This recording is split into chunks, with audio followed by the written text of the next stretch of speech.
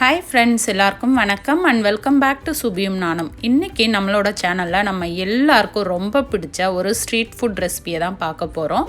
வீடியோக்குள்ளே போகிறதுக்கு முன்னாடி இன்னுமே நம்ம சேனலை சப்ஸ்கிரைப் பண்ணலைன்னா சப்ஸ்கிரைப் பண்ணிக்கோங்க. வாங்க வீடியோக்குள்ளே போகலாம். இன்றைக்கி நம்ம சேனலில் பானிபூரி சூப்பராக சிம்பிளாக வீட்டில் எப்படி பண்ணுறதுன்னு பார்ப்போம். இதை எப்போவுமே நம்ம ரோட்டோர கடையில் தான் வாங்கி சாப்பிட்ருக்கோம் சின்ன வயசுலலாம். ஸோ இதை இப்போ வீட்லேயே சுலபமாக நம்ம பண்ணி முடிச்சிடலாம். ஸோ இதை எப்படி பண்ணுறதுன்னு பார்த்துருவோம்.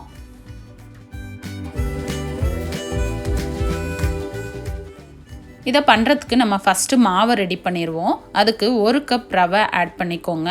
அதுக்கடுத்தது 1/4 கப் மைதா மாவு நான் இது கூட ஆட் பண்ணிக்கிறேன். அதுக்கடுத்தது தேவையான அளவு உப்பு இதில் ஆட் பண்ணிக்கோங்க.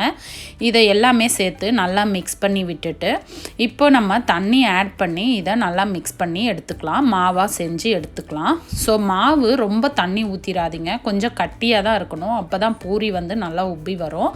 ஸோ கொஞ்சம் கொஞ்சமாக தண்ணி ஆட் பண்ணி நல்லா மாவை மிக்ஸ் பண்ணிக்கோங்க. இப்போ பாருங்கள், மாவு இந்த அளவுக்கு நம்ம பிசைஞ்சு வச்சிடணும். இது பிசைஞ்சதுக்கப்புறம் இதை அப்படியே ஒரு ஈரட்டவல் போட்டு மூடி 1/2 மணி நேரம் அப்படியே வச்சுருங்க. ஸோ இதுக்குள்ளே நம்ம ஸ்வீட் சட்னியும் புதினா தண்ணியும் நம்ம ரெடி பண்ணிடலாம்.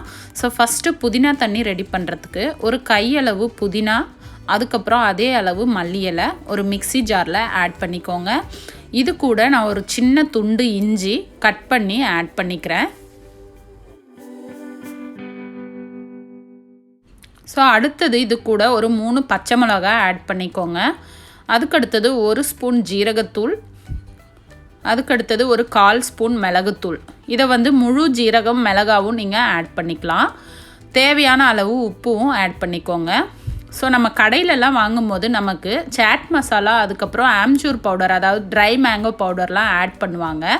ஸோ வீட்டிலையே செய்யறதுனால அந்த புளிப்பு டேஸ்ட்டு தரத்துக்காக ஒரு 1/2 லெமன் நான் பிழிஞ்சு விட்டுக்கிறேன்.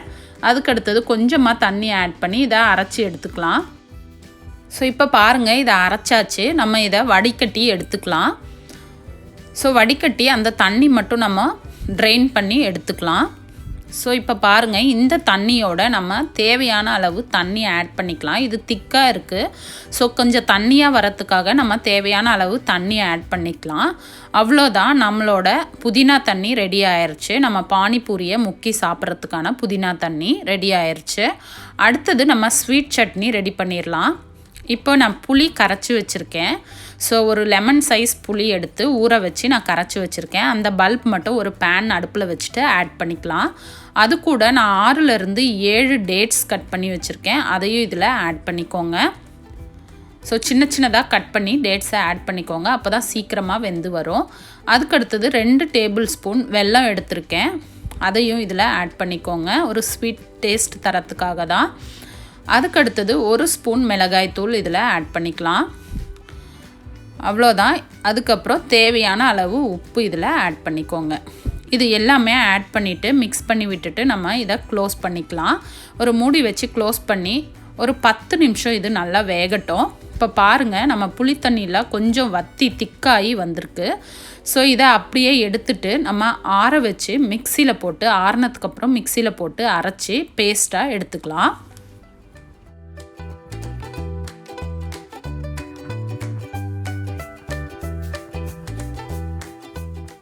ஸோ இப்போ அரைச்சி எடுத்தாச்சு. ஸோ இந்த அளவுக்கு பேஸ்ட்டாக இருக்குது. சிலர் இதை தண்ணியாகவும் யூஸ் பண்ணுவாங்க. தண்ணியாக கரைச்சி வேணால் யூஸ் பண்ணிக்கலாம், அது நம்மளோட விருப்பம்தான். ஸோ நான் கொஞ்சம் கட்டியாக எடுத்திருக்கேன். இப்போ உள்ளே வைக்கிற மசாலா ரெடி பண்ணிடலாம். இதுக்கு நான் ஒரு உருளைக்கிழங்கு நல்லா ஸ்மாஷ் பண்ணிவிட்டு இது கூட ஒரு வெங்காயம் பொடி பொடியாக கட் பண்ணி ஆட் பண்ணிக்கிறேன். அடுத்தது கொஞ்சம் மல்லி இலை, அதையும் நம்ம சின்ன சின்னதாக கட் பண்ணி இது கூட ஆட் பண்ணிக்கலாம். இது கூட காரத்துக்காக 1 டேபிள் ஸ்பூன் மிளகாய் தூள் ஆட் பண்ணிக்கோங்க. தேவையான அளவு உப்பையும் ஆட் பண்ணிக்கோங்க. அதுக்கடுத்தது இது கூட நம்ம கொஞ்சம் மிக்ஸ் பண்ணிவிட்டு இது கூட நம்ம வேக வச்ச கொண்டக்கடலை நான் இன்றைக்கி ஆட் பண்ண போகிறேன். இன்றைக்கி நான் வெள்ளை கொண்டக்கடலை தான் எடுத்து வச்சுருக்கேன். இது கூட நீங்கள் கருப்பு கொண்டக்கடலை ஆட் பண்ணனாலும் ஆட் பண்ணிக்கலாம். ஸோ இது எல்லாமே சேர்த்து நல்லா மிக்ஸ் பண்ணி வச்சிட்டிங்கன்னா நமக்கு உள்ளே வைக்கிற மசாலாவும் ரெடி ஆயிடுச்சு.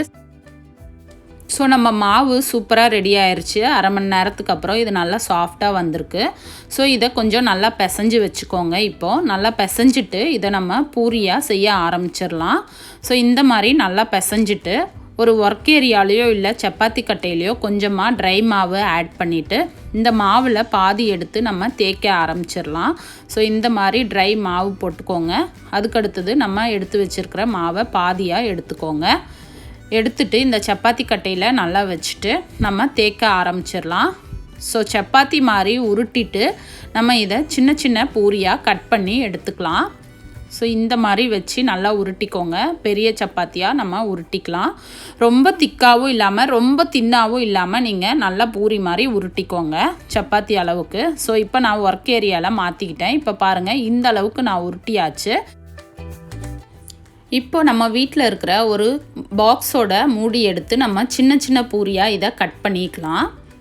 ஸோ பாருங்கள், இந்த மாதிரி வச்சு நம்ம கட் பண்ணி எடுத்துக்கலாம். சின்ன சைஸ் பூரியாக கட் பண்ணிக்கோங்க. இப்போ பாருங்கள், இந்த மாதிரி கட் பண்ணிவிட்டு நம்ம இதை தனியாக எடுத்து ஒரு பிளேட்டில் வச்சுக்கலாம். மீதி உள்ள மாவை ரீயூஸ் பண்ணிக்கலாம்.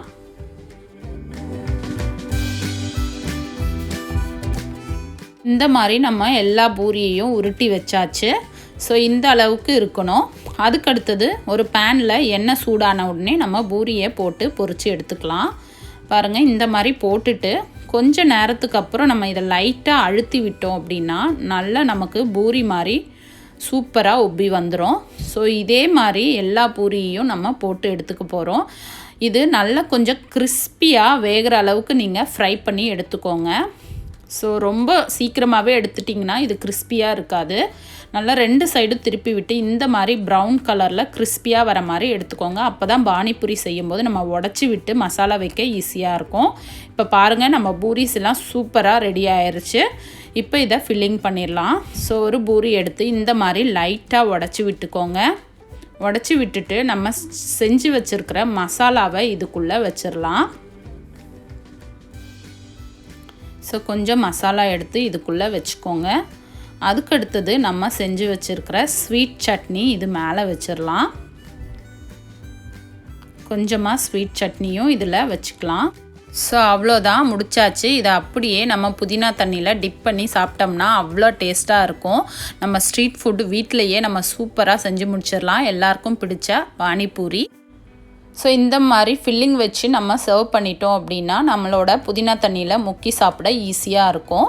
ஸோ கண்டிப்பாக இந்த ரெசிபியை உங்கள் வீட்டில் ட்ரை பண்ணி பாருங்கள். அவ்வளோ டேஸ்ட்டாக இருந்தது.